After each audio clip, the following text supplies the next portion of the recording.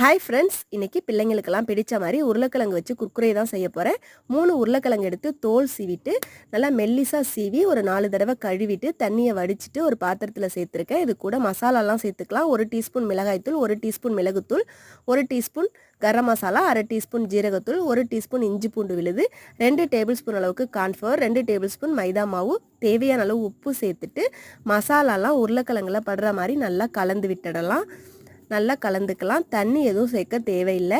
நம்ம அலசி எடுத்து வச்ச ஈரப்பதத்திலேயே இந்த மசாலாலாம் கலந்து எடுத்து வச்சுட்டு இப்போ எண்ணெய் சட்டியில் எண்ணெயை ஊற்றி நல்லா சூடு பண்ணிவிட்டு உருளைக்கிழங்க உதுத்து விட்ட மாதிரி போட்டுக்கலாம். அடுப்பை மீடியம் ஃப்ளேமில் வச்சுட்டு பொரித்து எடுத்தோன்னா ரொம்பவே அருமையான நல்ல மொறுன்னு சூப்பரான குர்குரே ரெடி ஆகிட்டு வீட்டிலையே ரொம்பவே அருமையாக இருக்கும். பிள்ளைங்கள்லாம் ரொம்ப விரும்பி சாப்பிடுவாங்க. இந்த வீடியோ உங்களுக்கு பிடிச்சிருந்துச்சுன்னா லைக் பண்ணுங்கள். நன்றி, வணக்கம்.